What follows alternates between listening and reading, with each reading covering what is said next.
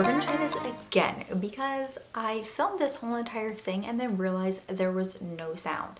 And that's because which is one of the reasons that I've been so MIA, not the main reason, but one of them, is I washed my Canon G7X Mark II camera in the washing machine on accident. I had a laundry bag that from when we went camping, and it was like dirty clothes, and usually I would take like one piece of clothing out at a time and put it in the washer. But for some reason this time there was already clothes in the washer. I dumped the whole bag of clothes in there, and I don't know how, but my camera was in it. So literally my camera washed in the washer. I put it in rice right away, did not turn it on, put it in rice, and it worked. I was so surprised. And then I realized by vlogging and filming this video that there's no audio. So great. And I don't even think that camera can use an external mic. I've gotten so many questions on Instagram where I've been, because I haven't posted a video in like 2 months. So this is going to be answering your questions, the most asked questions, because I got a bunch, but I'm just gonna mainly answer the ones that I got the most of. That way the video is not forever long. First question is, do you have marriage advice that you would like to give? I'm getting married this May. Congratulations on getting married. I feel like good marriage advice that I could give is making sure you have an open line of communication. I feel like when you get into like little arguments, or someone gets their feelings hurt, or if you have like a different like view on something, being able to communicate well and express how you feel, and express like if something hurt your feelings, why it hurt your feelings, makes a strong relationship, because you can easily go to the other person and tell them how you feel and fix the situation. I feel like that helps me and Rob be really close, and he's literally like my best friend. Is I can go to him with anything, and if he hurts my feelings, I can tell him why he hurt my feelings or how he hurt my feelings, and like figure out a resolution. So I feel like that's a big part of a good marriage is communication. And another thing for us is, I know so many people say don't go to bed angry at night, but sometimes it just helps to go to bed upset at night. Everyone gets annoyed with their spouse, and it's sometimes, instead of just like hashing it out, like trying to figure out how to make it better at that moment, sometimes it could be something so petty where I'll be like annoyed with something, and sometimes if I'm exhausted, a good sleep is just all I need to be fine the next morning. And it's not something like I'm holding a grudge over. It's literally I was just in a bad mood, and the next day I'm fine. So sometimes it's just better to go to bed annoyed or upset and just take a deep breath and be like, all right, we'll figure this out tomorrow, and start the day new and fresh and be able to work it out. I know people are like, anything could happen at night, but I mean, anything could happen during the day too. Like, I don't know. I just think for us, it doesn't have to be resolved at bedtime. It's not like a time limit, like you have to resolve this before you go to sleep. Next question is, do you get homesick being so far from family? I feel like I did more at first. Now it's been almost 2 years. I definitely miss my family, but I feel like I'm very blessed where our family comes to visit us. We go to visit them, so we do get like a good amount of time that we do get to see them. Of course, especially with my mom and like Rob's parents, I do really like get sad sometimes when I just like wish they could come like watch the kids race. Thankfully my mom did just visit last week, so she did get to watch the boys race, which was amazing. But I also know that when we do spend time with them, it's such good quality time, and then I miss them when they're gone, and then when they come back, I don't know, I just like enjoy that time even more, knowing it's not as frequent. And also when I see like group pictures, like family, like holiday pictures, it does make me like think, oh, I miss them so much, because you're not there when you would be when it's like a big group family thing, like for holidays. So those times I'm like, oh darn it, like I do miss, like of course, you know, I'm missing out on that, but like I said, it was really good quality time when we see each other. The next question is, do you ever regret moving? This is 110% no. I do not regret moving. We are so happy that we moved. Of course, we miss our family and friends, but we are so thankful that we took that leap of moving. The next question is, are you going to be moving again this year? And the answer to that is yes. We are going to be moving in actually a couple months, like 3 or 4 months, we're going to be moving, and we're actually moving states. We are moving to Florida. 95% positive we're moving to Florida. We are planning on buying a house in Florida, so we're so excited. We went and visited last month at an area that we're really interested in. We're looking at Central Florida because it's awesome to have the choice to go to the West Coast, the East Coast, to beaches. It's like an hour to an hour and 25-30 minutes to the beach, which is not as close as I would love, but it's not like in New Jersey where you can only go, like, not that you can only go, but you only obviously go swimming at the beach in the summertime. Whereas in Florida, you can literally go all year round. So you do get to go more often. And we will most likely, hopefully, have a in-ground pool at our new house. So that's something that we would have. And there's so many splash pads around, and there's just so much to do in Central Florida. And there are so many dirt bike tracks around the area. I think around here we have like 3 that we can go to. Around there's like 10 to like, I think it's like 10 to 15 different racetracks that we could go to. So that's a huge reason of why we're moving. And also we really just love the warmth, and we actually want it to be even warmer all year round. So make sure you stay tuned for that because it's going to be happening really soon. Next question is, do you think South Carolina is too hot to live? Looking to move from Chicago, but worried that I'll melt. Okay, so I've never been to Chicago, so I can't tell you how like that summer compares to like South Carolina summers. It is, for us, it wasn't like a huge transition because in New Jersey, the summers, it's not like as hot and like as long. Like, I feel like it gets really hot in New Jersey and it is very humid. It's not as humid, I guess. I don't know. I felt like the summers weren't as bad as people were making them out to be. It's hot, but if you're used to humidity, it's not that much of a change. It's just a lot longer. It's just a longer of a time that it's humid. But I actually like the humidity. I feel like it's good for your skin. And I also think like sometimes I'd go out at nighttime here, and where it's like in New Jersey it'd be a little bit cold. It's nice to be able to come out and like feel the humidity and feel like it's kind of like a little blanket over me. I don't know, I like it. It's definitely not too hot for us, and which is why we're moving to Florida. But if you're not used to humidity, it might be like an adjustment at first, but I think you get used to it. We do love it here. We love the Charleston area. But the houses, like the market, obviously everywhere right now, the market's just crazy where it's like the inventory for houses here is so slim. I mean, like one house will come up like once every like 2 to 3 weeks in our budget, and it's like 50 offers, cash offer, like it's gone. No one, like sight unseen, people would just, okay, we want it. And we're not willing to like get a tiny house for so much more just because of the inventory being low. So we looked at Florida. We really like the area, and the school is really good that the boys would go to. There's also a charter school that's like a 10 out of 10 rating. It's so good. It is a lottery, so I would try to get them into that school. But if not, the school that they would be zoned to is an 8. So as long as the schools are good, I'm happy. And there are a lot of schools in this, like South Carolina and Florida, that are not good at all. So you really have to do your research, just like anywhere, like where your kids go to school. You really do have to do your research because there are a lot of schools that do not have very good rating. Okay, next question is, how long did you do your diastasis recti workouts? I don't know exactly how long. I feel like it was so long ago. It's only been like 14 months since I had Tyler. But I feel like I worked my diastasis recti maybe for like 6 months. And during that time that my diastasis recti was really bad, it was 4 fingers wide. So you can do a test. There's a bunch of YouTube videos to show you how to like figure out if you have it. But it's basically like your abdomen wall, like your muscles separated during like pregnancy. So when you go to like, it's kind of like almost like a half sit up you would do. And if your fingers can go in between, that's how many fingers like between your abdomen muscles.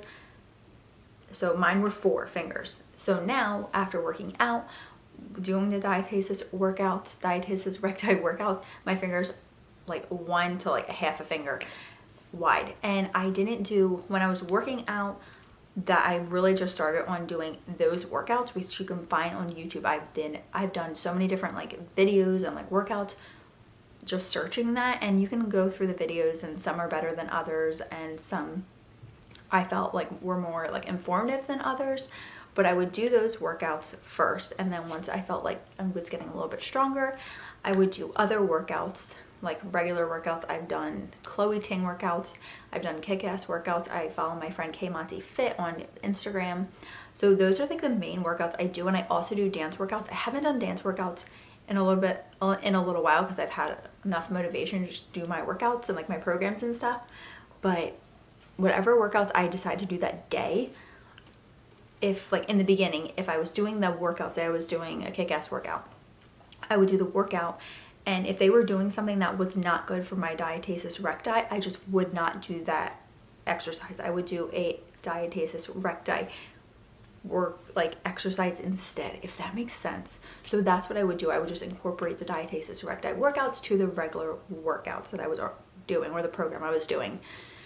And then once it got to a 1 finger width apart, then you were given like the okay by like the video that I watched. It was like, once you're 1 finger, you're okay to like, I think it was 1 or 2 fingers. I don't know. Don't quote me. It was okay to just do regular workouts at that point. And that's what I do now. I don't do any diastasis recti workouts. I just do regular workouts. And it's gotten, I never would have thought that I would be in the shape that I am right now, and that my diastasis recti would be so much better. So yeah, that is what I do with my diastasis recti.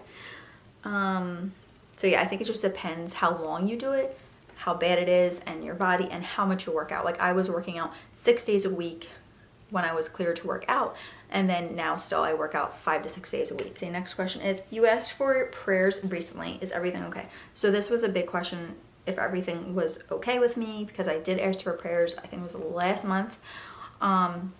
So what happened is, I'm not going to explain everything because it's like some things are just too personal, like not for me, because I don't mind, but like other family members. So my mom and my dad separated, which I mentioned this in another video. My dad was at his place and no one could get a hold of him. He wasn't answering his phone. He wasn't answering my brother's.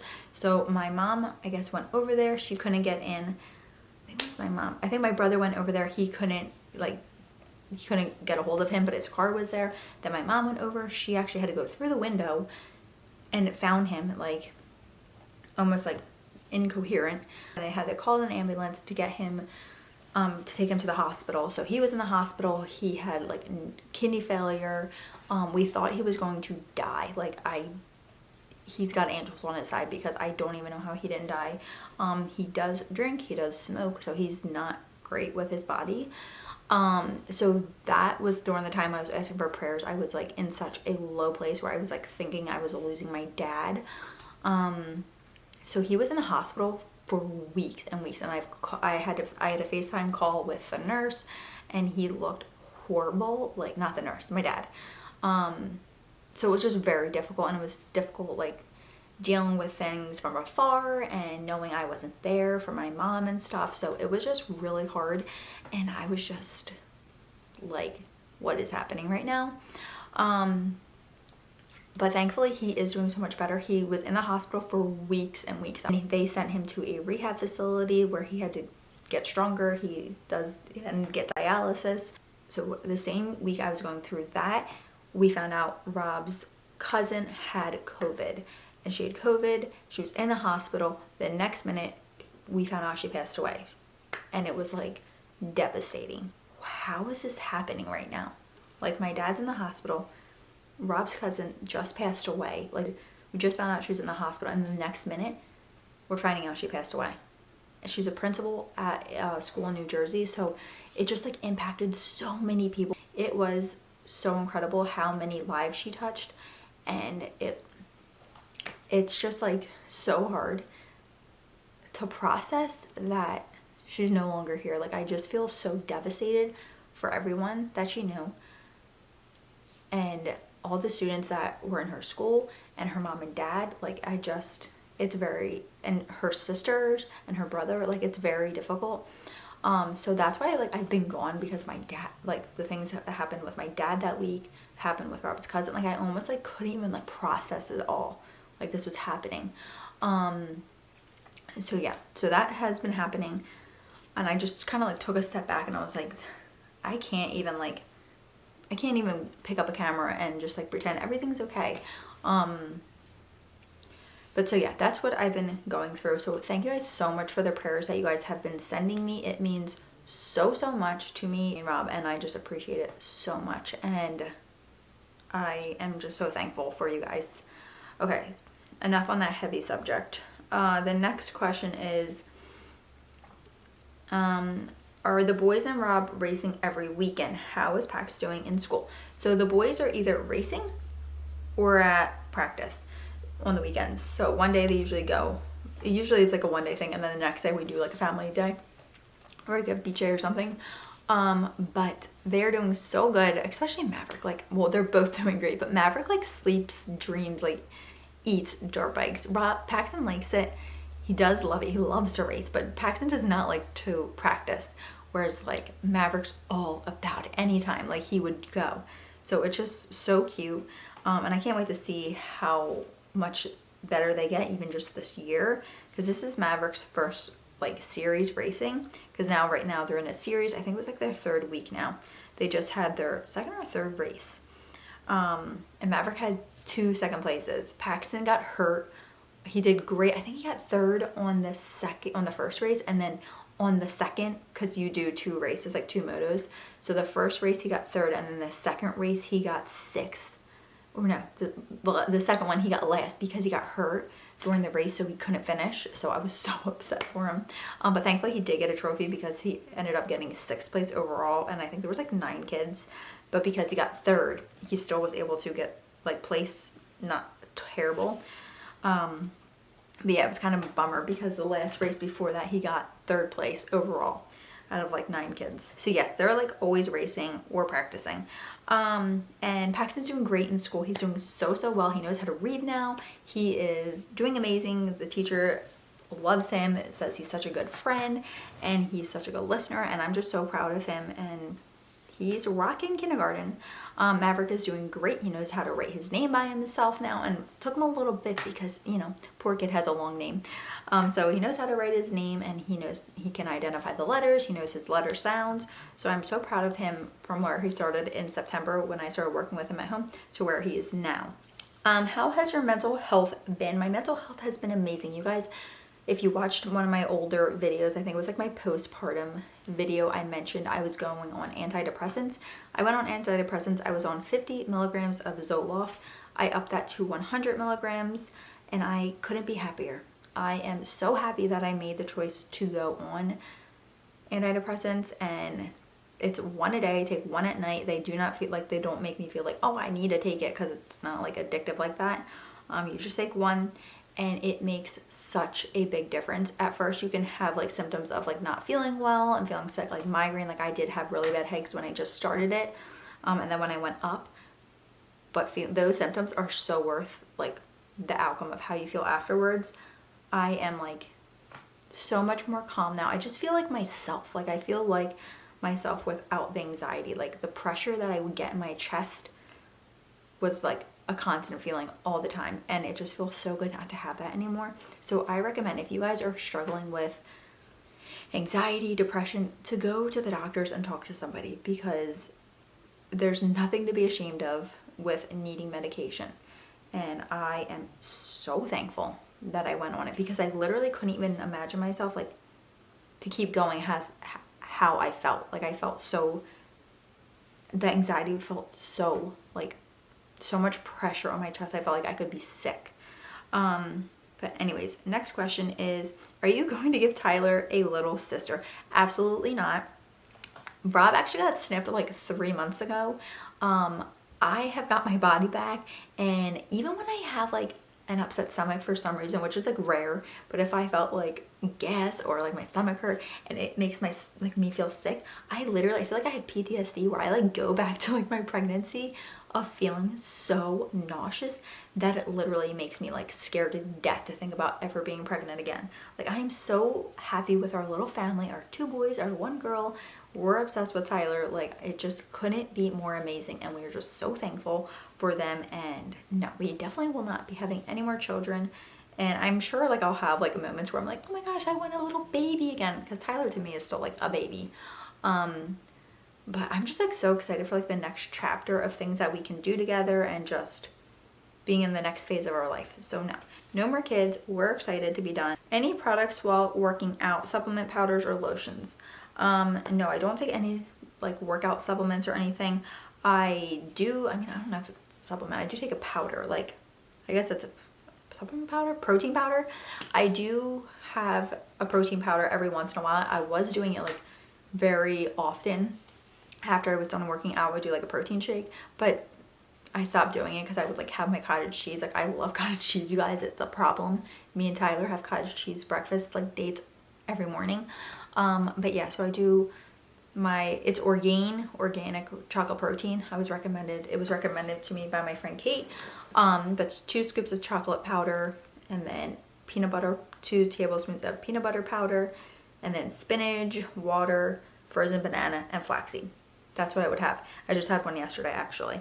So that's really the only thing that I take like workout wise. We'll be posting a workout healthy meals video. I feel like so many people want me to do what I eat in a day, but it's really not that fascinating, and it's probably not that great for you. Not that it's not great for you, but it's like, I'm not a nutritionist where I feel like like I don't know if you should eat what I eat. I mean, I'll show you guys. I'll do what I eat in a day, but it's very not exciting. Like, it's nothing like fancy. But yeah, I will film that for you guys very soon because so many people have asked for that. But again, when you watch it, don't think it's like exactly like what you should eat. Like, maybe you should ask like a nutritionist like if this is good for you to eat, because I'm not like eating anything crazy, like crazy fancy or anything. I eat pretty healthy. Like, I completely cut out soda. I can't tell you the last time I had soda. Completely cut out soda. I barely eat candy. So yeah, but tomorrow's my cheat day. I do believe in a good cheat day. So those are the questions I wanted to answer for you guys. Those are the ones that were the most like repetitive like questions. So I hope you guys enjoy this video. Hopefully there's audio to this. It should be, because this camera's super expensive, so it better work. Not that the other one wasn't, but that one went through the washer, so darn. But anyways, thank you guys so much for watching. Subscribe to my channel if you haven't already. Make sure you click the little thumbs up button. It'll let me know that you guys want me to post more videos. So the next video I'll try to do is a vlog, and then I was vlogging today, but now I realize that my camera's completely broken. So I don't know what I can do about that. Maybe send it away. But anyways, I hope you guys enjoyed this video, and I will see you guys next time.